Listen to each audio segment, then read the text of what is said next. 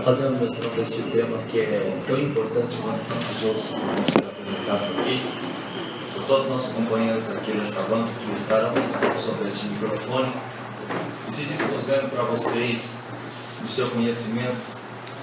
E o tema que nós vamos tratar aqui hoje, um tema de ordem cristã, como também um tema de ordem filosófica.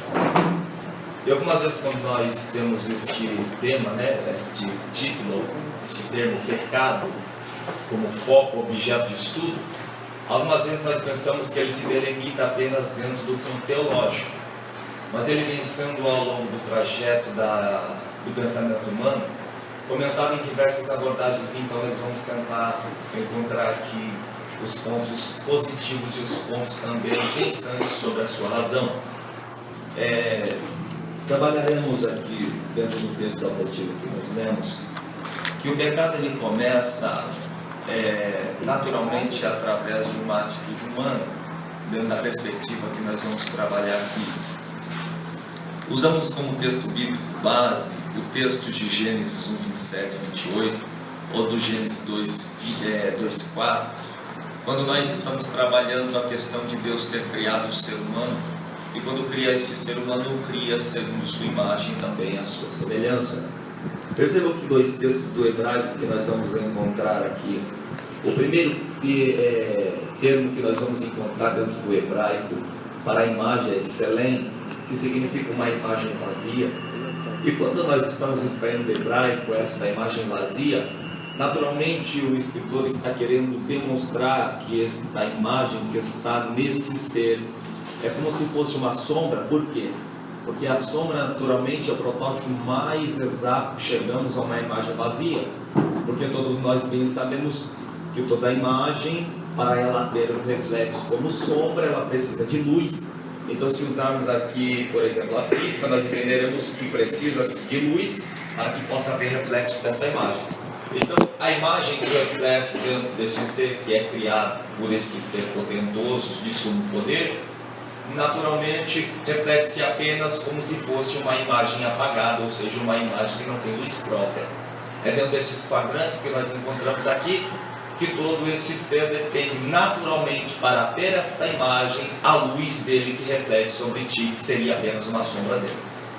O segundo termo que nós vamos encontrar em semelhança é a palavra demut, que parece a semelhança de alguém. Por exemplo, você tem traços que te caracterizam a ser igual, ou seja, em certo ponto, esta igualdade se reflete dentro deste ser criado. E é dentro desta proposta que apresenta. Então percebam que quando há o projeto para fazer este ser, com certeza dentro do seu ponto mais fundante, nós encontramos que ele é uma imagem apagada, que recebe o reflexo sobre si, e ele tem traços que o assemelham. Então, dentro disso que nós vamos trabalhar. Este ser criado ele é chamado de espécie de Deus, é o que nós achamos dentro da tradição protestante, chamado de Imago Dei. Ou seja, ele é naturalmente, dentro de toda a obra criada, aquele que é a espécie bem participante do divino. Como diria alguns escritores bíblicos, dentro do longo do trajetório do texto sagrado, que ele vai dizer, vós sois deuses, e quando ele diz, muitas vezes em alguma dessas expressões, ele está dizendo acerca da semelhança. O Norman Geisler, um grande teólogo, ele diz que nós temos um tom soberano dentro do ser humano. Ou seja, é como se fosse uma obra de arte de um pintor que está olhando em um espelho e está tentando se auto-pintar. Então, percebam que Geisler está dando uma compreensão de que, com certeza, este ser que vai ser criado, ele traz os traços dentro da sua pintura estética através daquele que o cantor produziu. Então, se nós pegarmos o pecado original, nós trabalharemos aqui 3 pontos fundantes interessantes dentro da teologia, que essa é a nossa proposta nesse café, e esse é o ponto, ele é teológico. Nós vamos trabalhar primeiro, segundo a ótica de Louis Berkhoff, um grande teólogo que nós temos, um teólogo americano, nascido na Holanda. E o primeiro ponto que eu trago em Louis Berkhoff, você viu aí que eu coloquei na apostila, é que ele diz que o pecado dentro do ser humano, ele trabalha porque deriva-se da raiz original da raça humana. Ou seja, esse pecado ele é derivante, ou seja, a causa e nós recebemos a consequência. Então, o grande problema que nós vamos enfatizar mais à frente é a questão de que como recebemos ele, sendo que nós não somos provocadores da causa. O segundo ponto que nós vamos trabalhar é porque está presente na vida de todo e qualquer indivíduo desde a hora do seu nascimento e, portanto, não se pode ser considerado como resultado de imitação. É a questão que nós vamos perguntar, não é? Como nós podemos trabalhar essa ideia de que ele está se prolongando dentro desta raça existente, sendo que esta raça em si parece que não peca. É uma questão de mal nato dentro de nós, uma coisa que nós não temos feito, mas ele está dentro de nós. O terceiro, que é porque é a raiz interna de todos os pecados concretizados que corrompem a vida do homem.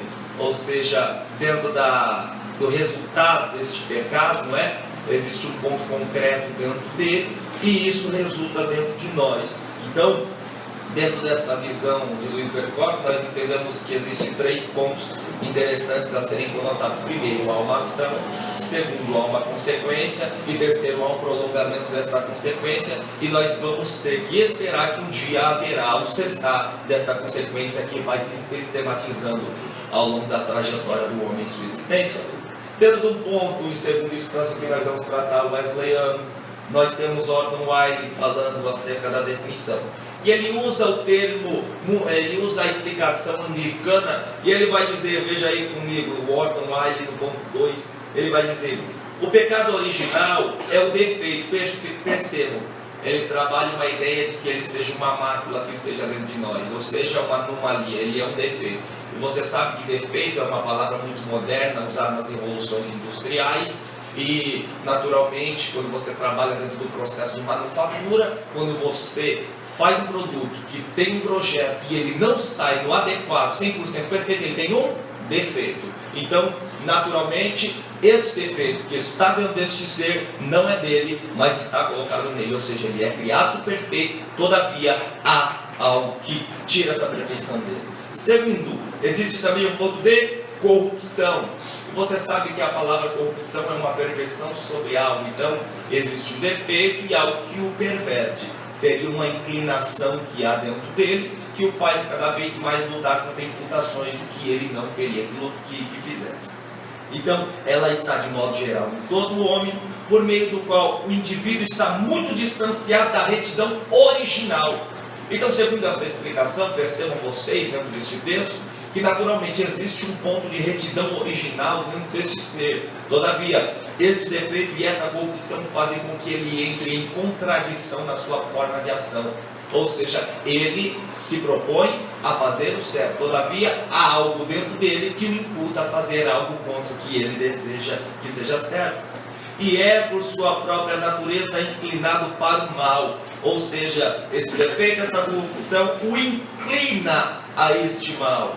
De maneira que a carne sempre tem desejos contrários ao espírito, percebe espírito com letra maiúscula e, portanto, em cada pessoa nascida neste mundo, ele, o pecado original, merece a ira de Deus e sua condenação. Ou seja, por haver esta marca em todos estes seres, naturalmente eles merecem a ira dentro deste pecado original. Ou seja, o pecador, ele recebe isso como herança de Adão. O pecador, ele tem isso como deturpação, como corrupção, ele tem isso como defeito dentro de si. E dado por ele ter isso dentro de si, isso é como se fosse um ponto de atração da ira. Então, percebam que interessante o que está sendo colocado aqui dentro do texto de Orton Wiley, que ele está dizendo que existe algo dentro desse pecado original que atrai a ira de Deus de forma espontânea. Então, o pecado original é como se fosse um ponto de magnetismo que está atraindo a ira de Deus ao seu encontro. E nisso, consequentemente, nós entendemos que haverá um choque entre ira e entre pecado original. Bruce Marino, ele diz, é um teólogo assembleano das Assembleias de Deus dos Estados Unidos. Ele declara que o pecado original é o símbolo escriturístico de que o pecado adâmico afetou a humanidade em 4 aspectos. Quais são os aspectos? O primeiro, solidariedade, a sua forma de contribuição de bem, ela está corrompida. Segundo ponto, corruptibilidade, ou seja, o seu estado original não está conseguindo mais se manter. Uma coisa interessante nós usarmos aqui um termo nós usarmos um viés político, nós vamos entender que a coisa mais difícil é lutar contra os sistemas. Por quê? Porque uma vez que você tem um sistema, você logo percebe que esse sistema ele tem um andamento e um processo de andamento. Dentro desse processo de andamento, você sabe que você é mais uma engrenagem dentro desse sistema.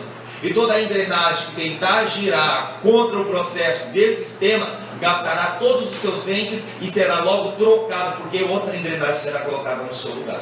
Então, entendo que é esse o processo político que ele está trabalhando. Que uma vez que você luta contra um sistema, você será uma engrenagem que não produzirá do modo adequado e será trocado logo. Então, é dentro desse processo que nós entendemos a corrupção. Existe um ponto de agir. Existe um ponto ético de ação, existe um ponto de moralidade a se cumprir. Todavia, dentro desse ponto, nós sabemos que nós somos uma engrenagem que devemos rodar segundo o sistema. Por quê? Porque esse pecado original nos coloca como engrenagem e nos faz girar em torno desse sistema. Isso chama corrupção. Eu deveria girar para a esquerda, que é o bem, mas eu giro para a direita, que é o mal. Por quê? Porque eu estou delimitado dentro desse sistema corruptível dado ao pecado original. A pecaminosidade é outro grande problema. E esse é o estado daquilo que está dentro de mim, que me derruba a cada dia mais. Sabemos que, para colocar um termo um pouquinho mais razoável, essa pecaminosidade que existe dentro de nós, dentro do seu termo que nós vamos estudar mais à frente, é como se fosse um flecheiro que está buscando encontrar o alvo, e quando dispara a sua flecha, parece que a sua destreza não está lhe permitindo acertar o alvo. Por quê? Porque infelizmente sua destreza está corrompida. Ele treinou durante muito tempo para ser arqueiro, ele durante muito tempo trabalha como arqueiro, todavia parece que o problema não é o arco nem a flecha, o problema é a sua habilidade de lançar a flecha. Ela está machucada, infelizmente, dado a isso ele não consegue acertar este alvo. Punitividade, ou seja, o quarto elemento que nós temos aqui dentro da ideologia deste teólogo pentecostal americano, que com certeza este pecado original, ele recebe uma punição como mérito, ou seja, dado a este fato, nós entendemos que é uma situação meritocrática. Ele tem que receber, porque é o prêmio que ele vai receber por estar como em posição de imposição contra Deus. Então, o pecado original, infelizmente, é algo que faz essa estrutura criada para um propósito se voltar contra esse propósito e, infelizmente, receber esta imputação que não lhe será boa. Então, dentro dessa questão, nós trabalhamos que existe a total depravação no terceiro ponto, que é enfatizada como universal, ou seja, esta depravação, de modo geral, atinge todo ser nascente na estrutura humana. Então, desta forma, nós podemos concluir que o pecado original é a herança pecaminosa que a humanidade adquiriu de Adão. É a propensão para o mal, a inclinação para o pecado, que depois da queda, portanto, o homem passou a viver com tendência intrínseca para o mal. A nossa natureza foi corrompida e se tornou propensa para o pecado. Elucidando ainda mais essa concepção, podemos citar Sproul, presidente da Reformation Biblical College e pastor auxiliar de St. Andrew Chapel, na cidade de Sanford, na Flórida. Ele disse que não somos pecadores porque pecamos, mas que pecamos porque somos pecadores, pois herdamos de Adão uma condição corrupta e pecaminosa, ou seja, nós pecamos porque o pecado está em nós. O terceiro ponto, nós pegamos quais são as origens dessa doutrina. E quando nós pegamos a origem dessa doutrina, nós temos que trabalhar naturalmente as ideias de Pelágio, que é um monge britânico de origem irlandesa do século IV, que trabalha até aproximadamente o século de número V, depois da era cristã. E ele tem dois discípulos que são intrigantes e vão levar a sua doutrina para frente. O primeiro é Celestino e o segundo é Juliano de Equano. Ele trabalha a ideia de que existe dentro deste ser humano uma capacidade de viver bem, ou seja, este ser humano ele consegue viver bem, sem pecar, de forma santa e de forma moral. Ou seja, não existe nenhuma anomalia dentro do seu estado de fazer e agir que o corrompa. Então, ele está dizendo, o homem é bom em si, tanto na sua forma de ação para com ele, para com o próximo, para com a sociedade e para com Deus. Então, segundo a ideia de Pelágio, este ser não está com nenhum problema, nenhum defeito e não existe corrupção nele. Segundo ponto em Pelágio, que ele diz que o homem sozinho consegue espontaneamente alcançar a vida eterna. Então Pelágio está dizendo dentro da sua questão fundante, que este ser humano, com certeza, ele está apto para chegar aos céus, sem a ajuda de uma entidade divina. Ele não precisa de Deus, ele pode buscar por si mesmo. Então, em terceiro ponto, ele diz que este ser humano, ele pode viver livre, e através desta liberdade, deste arbítrio que ele vai possuir, ele pode viver sem pecado. Ou seja, nesses três pontos, capacidade natural de viver o bem, a santidade e a moralidade, ele alcança a vida eterna sozinha. E o terceiro ponto, ele vive livre, sem nenhuma imposição do divino, sem nenhum caminho do divino, sem nenhuma influência do divino. Percebam, isso é uma forma bem deísta, não é? De entender a vida. Uma coisa interessante que nós podemos entender aqui é que ele vai dizer que o homem ele não herda de Adão nada, ele não tem de Adão nenhuma herança. Então, por isso, Pelágio seria, dentro de termos filosóficos, positivista. Ele trabalharia com a ideia de que este homem tem uma natureza muito boa. Em segundo ponto, ele é otimista na ponta de dizer que este homem pode produzir o bem por si próprio. E na terceira, ele é antropocêntrico, dando ao homem o centro do universo, o ponto da existência. É aquelas ideias de Protágoras de Abdero, sofista do século IV a.C., que dizia que o homem é o centro do universo. E vocês perceberem uma questão muito interessante, Yosef Akiva, alguns anos atrás, quando surgiram os judeus missionários da última hora, ele declarou esta coisa, que os querubins se juntavam em cima da arca e batiam suas cabeças juntos com as suas pernas, e havia um globo entre este meio, que significava o homem, que é o ponto central dentro desse universo. Isso é antropocentrismo, isso não é uma doutrina bíblica. Então, nós temos o ponto de Celestino, que trabalha contra a transmissão do pecado. Ele escreve um livro chamado Contra Traducem Peccati, ou seja, ele trabalha contra a transmissão do pecado.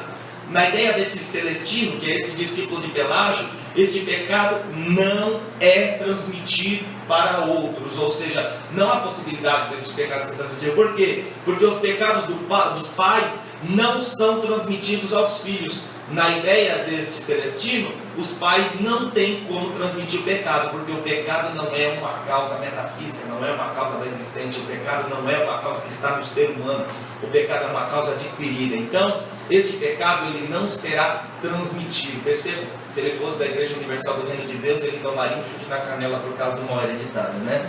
Então, uma coisa muito interessante também é que ele diz que o ser humano pode viver sem pecado. Ou seja, existe um ponto de ação dentro deste ser humano que com certeza lhe dará autonomia de vida, e ele iria tratar let it go, e seria fluxo daqui a pouco. Uma coisa interessante é que Jean Cassino ele dizia: être la mission est d'être libre, et d'être la mission est d'être bon. Ele estava dizendo: ser homem é ser livre, e ser homem é bom. Ou seja, ser homem é viver com liberdade, ser homem é viver bondade. É uma coisa muito interessante a ser pensado nisso. Dentro da Idade Média nós temos já a ideia do pecado original trabalhado por Santo Agostinho, como se fosse uma cupidez, e você entende qual é o estado que o cupim ele faz quando ele chega em algum lugar. Ele vai corrompendo,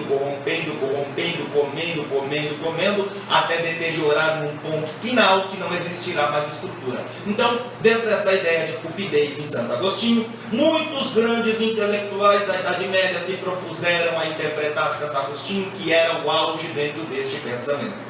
Sobre o seu aspecto formal, o pecado original é a privação da justiça, e é, portanto, um verdadeiro pecado, ou seja, a privação da justiça. O pecado original, ele te priva da justiça, ele te tira da justiça, ele te exclui da justiça. Então, ele é, portanto, um verdadeiro pecado. E sobre o seu aspecto material, entendam, dentro da matéria, na influência da matéria, ele é cupidez, que não é um pecado, mas um castigo. Então, segundo esta ideia que é desenvolvida por Alexandre Halles no século de número 12, o pecado ele tem dois grandes propósitos. Primeiro, ele te priva da justiça. Segundo ponto, é uma cupidez dentro da matéria, um castigo dado a este ser humano.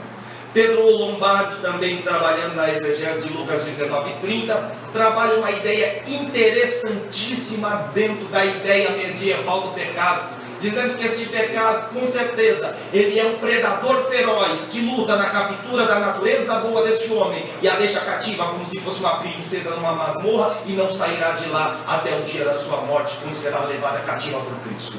Então, outra ideia interessante é que Boaventura, um grande intelectual da Idade Média, também concorda com Pedro Lombardo, mas Tomás de Aquino, ele trabalha que há uma participação na luz divina do homem, ou seja, Deus, sendo luz, lembra a história da imagem corrompida, da figura da sombra? Tomás de Aquino está dizendo, há uma participação dentro desta luz divina, dentro deste ser humano, que não está podendo ser destruída pelo pecado original. Ele acarreta uma visão menos pessimista do ser humano, ou seja, ele é um pouquinho mais positivista dentro desta ideia. Ainda que a natureza seja corrompida pelo pecado, mesmo na graça, o homem não pode resistir duradouramente a esta cupidez. Na ideia de Tomás, ele está dizendo que este ser humano, certo? Ele tem um intelecto que vai agir de forma grandiosa, porque ele participa desta luz da razão divina. Ou seja, para Tomás, o homem consegue pensar por si. Isso não é corruptível dentro do pecado, dentro de Tomás de Aquino.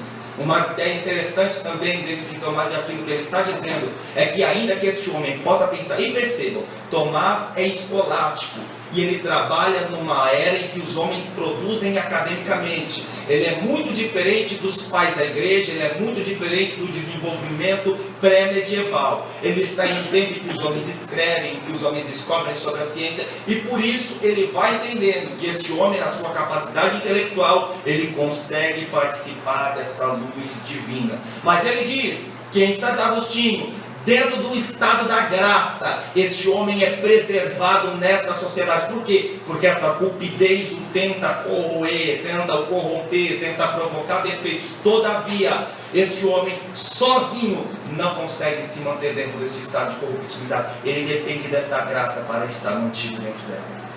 Uma coisa interessante que nós passamos mais à frente, na era do Renascimento, é quando nós temos a Reforma Protestante como marco, e o pecado original vai ser pensado por alguns pensadores da Reforma. Para Lutero, o pecado original é a privação total de toda a retidão e de toda a potência, de toda a força, ou seja, aquele ponto de ação que te faz agir. Ou seja, isso é termodinâmico, isso é física. Existe a potência que leva cada vez mais o corpo em forma de ação. Este corpo, ele não consegue agir. Por quê? Porque essa potência está quebrada. É como se fosse um fogo que aquece a água e a deixa quente. Infelizmente, a água não tem a potência que a deixa quente. Então, por isso ela vai permanecer fria. É igual esse ser humano. Ele não tem a potência dentro de si que o faz agir da forma que bem deseja. Por isso, ele não conseguirá agir. É isso que Lutero está dizendo. E tanto do corpo como a alma, o homem por inteiro e exterior e interior também estão quebrados dentro dessa questão. Percebam que uma coisa que vai ser pervertida dentro da Reforma Protestante vai ser a arte do sagrado dentro do catolicismo. A Reforma Protestante ela não trabalha com uma forma iconográfica de fé, mesmo ainda que a religião seja polissêmica, ou seja, ela se manifesta de qualquer forma, ela tem várias características, ela se envolve em qualquer quadrante social, em qualquer esfera política. Todavia, esta religião, dentro do seu quadro protestante, ela perde a sua arte do sagrado. Então, se formos ver bem isso, na estética do sagrado, Lutero já entendia que o pecado original afeta isso também. Então, por isso, dado este fato, nós podemos entender que a arte do sagrado protestante ela é muito pequena, ela é limitada, dada essa questão. É uma oposição ao humanismo de Erasmo de Roterdã, ele trabalha isso. Por quê? Porque Erasmo trabalhava com a positividade do ser humano. E aqui é o começo da ideia de Rousseau, de Voltaire, a ideia que tinha Saint-Simon e o próprio Conde de Montesquieu. As ideias do homem bom e sua natureza boa contra o empirismo inglês. Então, Calvino, no pecado original, ele nega a capacidade do homem agir bem. Percebam, Calvino não foge da regra, ele segue muito bem a regra de que este ser humano ele não consegue agir bem sozinho dentro de si. Algumas abordagens filosóficas que nós podemos encontrar do pecado original. Nós temos o primeiro ponto em Pascal, e Pascal conduz o leitor a uma interrogação radical do homem, o tornando incompreensível para ele. Ou seja, este homem precisa questionar-se, este homem precisa investigar-se, este homem precisa analisar-se. E uma vez que ele fizer isso de forma cansativa, de forma sistêmica, ao ponto que ele não tenha mais compreensão, então ele está chegando dentro do ponto da sua verdade. Porque existe cada vez mais perguntas sobre esse ser humano e ele não consegue responder. E Pascal dá essa ilusão. E depois que ele fizer isso, então ele entrará dentro do mistério cristão que estará resumido dentro de Cristo e Adão. Quando esse homem se analisar e se pensar por indução pessoal cada vez mais, de forma sistêmica e cansativa, exaustiva, ele chegará ao mistério entre Adão e Cristo. Então, cada vez mais que esse homem pensa a sua estrutura existencial, seu ponto de ação moral, a sua forma de ser, mais ele se aproxima do mistério entre Adão e também entre Cristo. Jean-Jacques Rousseau, um grande filósofo que trabalha aproximadamente do século 17 ao 18, sendo um grande iluminista, ele trabalha a ideia e torna o direito de propriedade responsável pela corrupção de uma humanidade suposta boa pela natureza. Ou seja, essa corrupção que existe dentro da sociedade não pertence a ninguém de forma divina, pertence unicamente ao ser humano, porque na ideia dos iluministas, o homem é bom. E se existem problemas dentro dessa sociedade, só pode ser culpa desse ser humano. Então, na ideia de Jean-Jacques Rousseau, não existe corrupção de forma divina, não existe Éden, não existe Adão, não existe Cristo. Na ideia de Rousseau, existe apenas um homem bom que a cada dia mais se corrompe por influência social. É a ideia dos meios justificando os fins. Para Kant, ele vê na proporção ao mal que o homem descobre o que chamamos de mal radical, sobre o qual deve triunfar a decidir conformar sua vida à lei moral. Ou seja, existe uma lei que com certeza ela me diz o que é bem. Isso é pensado por estes homens, mas existe dentro de nós um mal radical, segundo Kant. Algo que com certeza nós temos que lutar contra ele. E segundo as palavras de Kant, se nos propusermos a lutar contra este mal radical, chegaremos ao cumprimento desta lei moral. Percebam, para Kant não existe pecado original. Para Kant também existe corrupção social, influência do meio e esse ser que recebe como resultado, infelizmente, a propensão do seu grupo.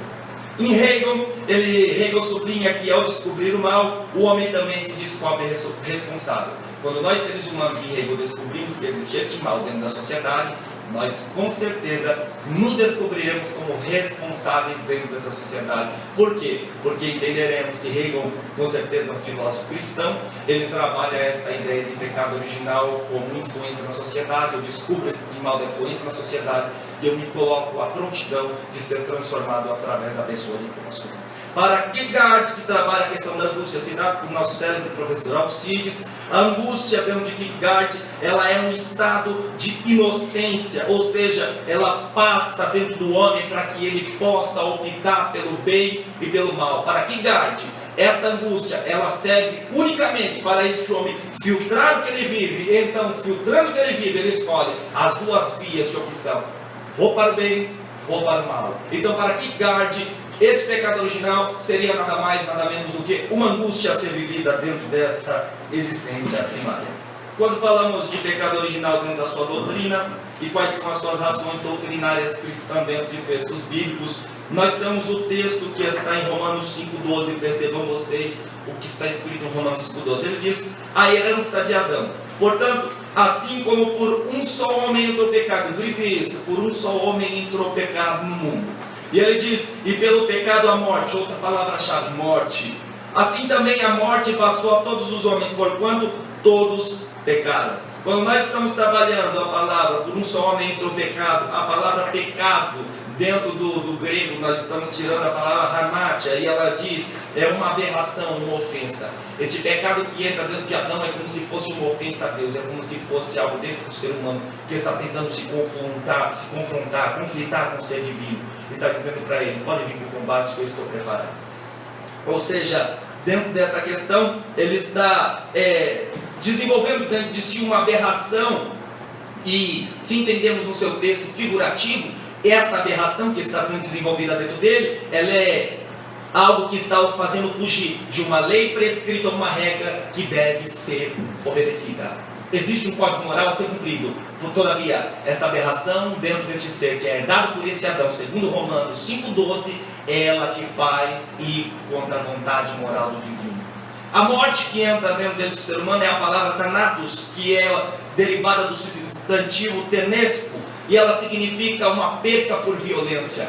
este pecado dá a este ser humano uma perca por meio de uma violência. O pecado é uma violência no ser humano que o faz cada vez mais perder o estado de eterno, o pecado de constante, o pecado de sempre presente e esses estados afins.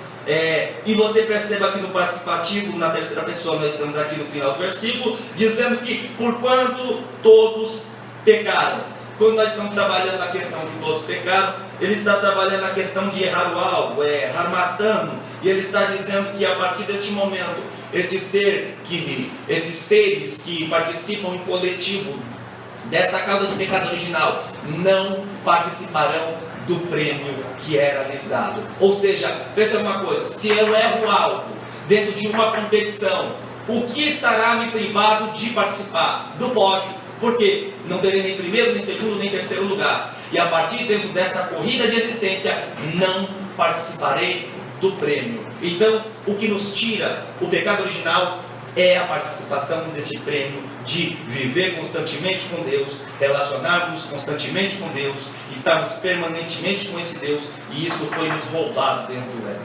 O que também trabalha a questão da universalidade do pecado é que diz Romanos 3,23, porque todos pecaram e destituídos estão da glória de Deus. Percebam, todos pecaram. Ele está dando a ideia também dentro do coletivo, ainda que seja de forma participativa, todos estão incluídos dentro desta causa. A solidariedade adâmica, ela diz assim, porque assim como por um homem veio a morte, também por um homem veio a ressurreição dos mortos, pois com Adão todos morreram, do mesmo modo em Cristo todos serão vivificados. Causa interessante é que caímos em Adão, nos levantamos em Cristo. Tá certo? Passando na questão que nós estamos um pouquinho mais à frente, nós temos a ideia aqui para analisarmos um pouquinho mais sobre Pelágio, sobre Agostinho e a sua disputa, e isso é um ponto fundamental para nós discutirmos aqui nesta manhã. O que trabalha na ênfase da natureza caída desse ser humano é que Pelágio diz que ele tem uma pureza pessoal, ou seja, ele com certeza ele tem algo que é doce para Deus, atrativo para Deus dentro de si, ou seja, algo que chama a presença de Deus. Mas a única coisa que nós vimos aqui em Romano é que nós temos um pecado que atrai a ira de Deus, e a misericórdia dele ou a sua graça que nos mantém em pé sobre esta existência. E ele consegue suportar o pecado, e suportando esse pecado ele se abstém da corrupção. Ou seja, dentro desses quadrantes, dentro da ideia de Pelágio, o pecado é uma opção para o ser humano. Então, pensa uma coisa, se fosse assim não teria finalidade para ter igreja, não é? Nós iríamos fundar ali uma instituição bancária, iríamos encher de pessoas, iríamos falar ali, a partir de agora você não precisa de participação nenhuma aqui, porque Cristo não presta para você, Deus não presta para você, você pode escolher, ou vive a corrupção ou vive a não corrupção, mas o que eu quero a partir de hoje é o seu dinheiro. Se alguém quiser seguir isso, eu vou fundar lá no fundo da minha casa. Da frivolidade do mundo também podemos fugir, ou seja, não somos influenciados pelo meio nem pelo sistema, e resvalando no ascetismo, ou seja, podemos viver uma vida separados para Deus, conseguimos viver dentro dessa questão religiosa. Pelágio fugia das ideias de Tertuliano, que é um grande pai da igreja e que confessava também junto com Agostinho a ideia de que existia uma corrupção moral dentro desse ser humano. E nós vemos que se nós formos buscar o ponto histórico de fundação, de como a França adquiriu esse pensamento positivo acerca do ser humano, os grandes pensadores de Marseille na França, eles foram quem buscaram essa ideia evoluída de Pelágio, e até hoje existem muitos cassianos dentro da própria França, que seguem as ideias de João Cassino, não João Calvino, viu? Não confunda, senão vai ter um treco ali. Então, seguem essa ideia de João Cassino, de que este ser humano, ele pode fugir da corrupção, que esse ser humano, ele é bom, que esse ser humano, ele vai fazer o legal, e que esse ser humano, ele pode casar homem com homem, segundo a França disse agora, segundo a prostituta agora, ela vai ter amparo jurídico, legal, para não ser violentada dentro do conceito de trabalho da profissão mais antiga do mundo. Que maravilha de sociedade, estou quase comprando uma passagem para lá. Então, é uma coisa muito interessante que nós temos. Quando nós trabalhamos o que é depravação total, eu posso destacar aqui a fala de Berkhoff, que ele elucida essa questão explicando que muitas vezes a expressão depravação total é mal compreendida e, portanto, requer cuidadosa análise para que não haja uma discriminação. E dessa forma ele mostra que dá um ensino em consonância com o pecado original, não afirma esclarecidamente que todo homem é tão completamente depravado como poderia chegar a ser, entende? Porque existem alguns pontos dentro desse ser humano que com certeza são bons. Esse ser humano ele consegue criar vida através da relação sexual, e a mulher engravida, depois de 9 meses ela produz vida. Isso é uma coisa muito boa dentro desse ser humano, é uma coisa que não foi tirada dele. Esse ser humano ele consegue produzir artisticamente, e esta arte do belo provoca reações, sentimentos dentro desse outro ser, ao ponto de, se ele estiver depressivo, se ele estiver a menos, se ele estiver para baixo dentro da sua situação sentimental, ele ouve música produzida por outro ser humano e ele consegue se sentir bem. Então é dentro dessa questão. E para trabalhar o último ponto aqui, senão o professor Willy vai me pegar aqui, olha que o braço dele é grande, já foi lutador de boxe de Osasco, não torturou muita pessoa por aí. Nós temos a ideia das crianças, se elas estão debaixo do pecado original. E aí é a grande questão que paira, não é? Sendo ser humano, com certeza estará submetido dentro do curso dessa existência. Sendo criança, não sendo criança, são seres humanos de toda forma, estão submetidos a nascerem como todos os outros seres humanos também nascem, e recebem como herança, como todos recebem como herança. Então, dentro dessa questão eu concluo as minhas palavras, pois essa é a questão do pecado original. Desculpa a fala muito rápida, é que o tempo é muito curto, o professor fala demais, eu queria transmitir tudo que eu tinha passado aqui. Vamos lá, perguntas. Tá com medo?